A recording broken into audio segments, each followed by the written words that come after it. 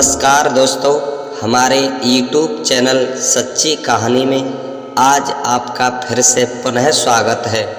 अगर आप हमारे चैनल पर हमारे नए मेहमान दर्शक बंधु बन कर के आए हैं तो आपसे निवेदन है कि हमारे इस चैनल पर इसी तरह बने रहिए, प्यार और सम्मान देते रहिए। मित्रों, आप लोगों के प्यार और सम्मान से हमारे इस चैनल पर आगामी कार्यक्रम ज्ञानवर्धक बातें सुनने को मिलेगी।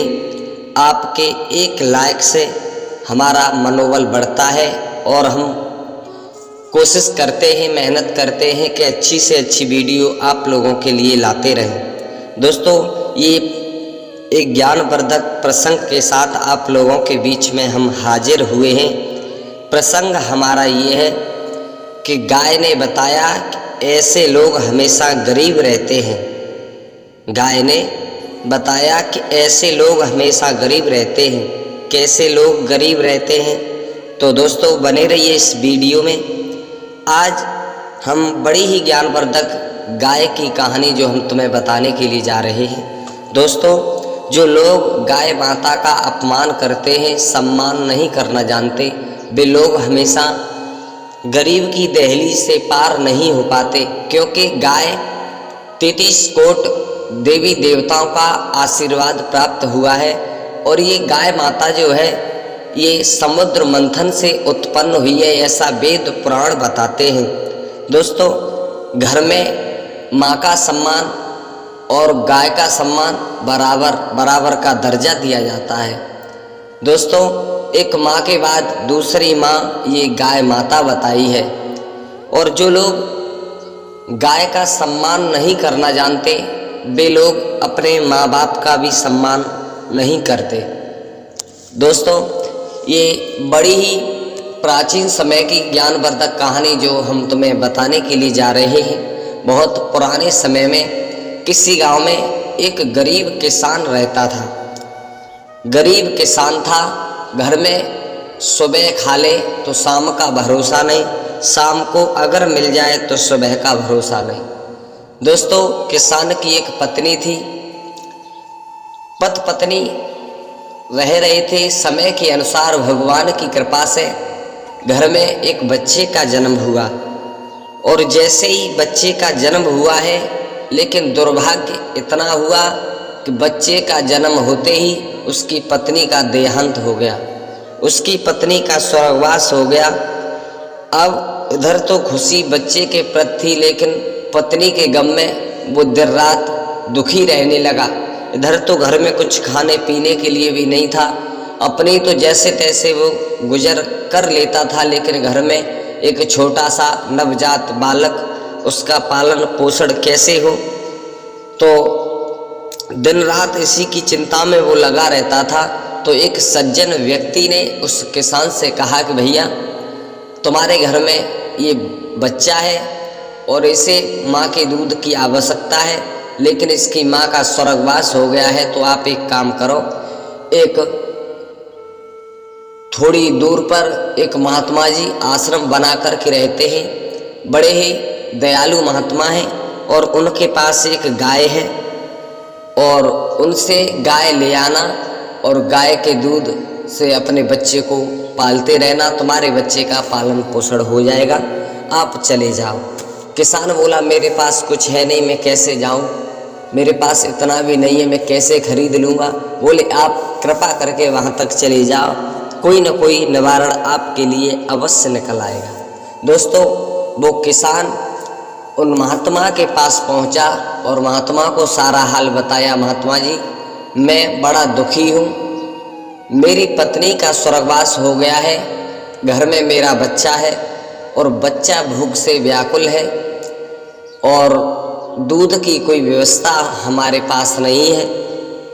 तो महात्मा को दया आ गई, क्योंकि संत हृदय नवनीत समाना, संतों का हृदय नवनीत के समान कोमल हृदय वाले होते हैं। महात्मा जी ने कहा कि भैया, तुम इस गाय को ले जाओ। तो किसान बोला, महात्मा जी, तुम्हारी गाय की क्या कीमत है?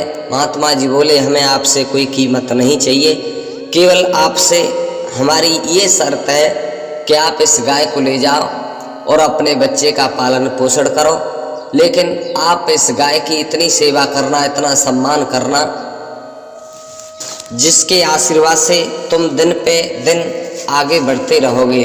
लेकिन हमारी शर्त ये है कि आप इस गाय का दूध पीने के बाद इसे छोड़ मत देना।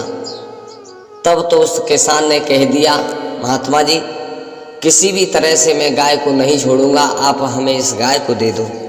आज वो किसान उस गाय को लेकर के आया है। गाय दूध देती थी, धीरे धीरे गाय के पैर पड़े हैं तो दिन पे दिन उसकी तरक्की की सीढ़ी निकलने लगी। अब तो गाय से दूध उसके बच्चे के लिए मिल जाता है, पीने के लिए सारे दिन मेहनत करता है, काम करता है, खुद भी पीता है और कुछ मजदूरी करके पैसा भी कमाने लगा।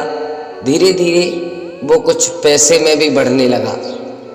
गाय इधर दूध देती रही और जैसे ही वो गाय दूध देती रही, किसान सेवा करता रहा, समय से चारा डालता, समय से पानी पिलाता, दाना घास लेकर के आता। लेकिन धीरे धीरे जब वो पैसा जब उसके पास काफ़ी हो गया तो उसे थोड़ा अभिमान हो गया और उस अभिमान में, उस पैसे में वो सब कुछ भूल गया। गाय जो महात्मा से वायदा करके आया था, तो वो गाय सारे दिन भूखी प्यासी खूंटे पर बंधी रहती थी और कभी कभी गाय आवाज़ देती, चिल्लाती तो वो डंडा भी मार देता था। अब धीरे धीरे गाय बहुत दुखी रहने लगी। एक दिन क्या हुआ कि एक दिन सारा दिन हो गया, गाय भूख से चिल्ला रही थी, उसने डंडा उठाया और गाय के मार दिया और गाय को खूंटे से खोल करके जंगल के लिए छोड़ आया। गाय को छोड़ आया, छोड़ने के बाद जब लौट करके आया तो उसका जो बालक था, पुत्र था, वो बीमार पड़ गया और बीमार पड़ गया लेकर के वो किसान एक वैद्य के पास गया। वैद्य ने उस बच्चे का इलाज किया तो इलाज करते जो भी उसके पास धन संपत्ति पूंजी थी वो धीरे धीरे करके और अपने बच्चे में लगा दी। यहाँ तक हुआ कि जितना कुछ उसने गाय के आने से कमाया था वो सब कुछ लग गया। फिर जैसा था वैसा ही हो गया, जहाँ से वो उठा था वहीं पर जा कर के बैठ गया। आज सर पकड़ कर के बैठा था तो वही महात्मा जी आ गए। महात्मा जी ने कहा, वत्स जो हमने तुम्हें गाय दी थी वो कैसी है, कहाँ है, हमें दिखाओ। तो आज किसान ने सारा हाल बताया कि मैंने उस गाय को छोड़ दिया।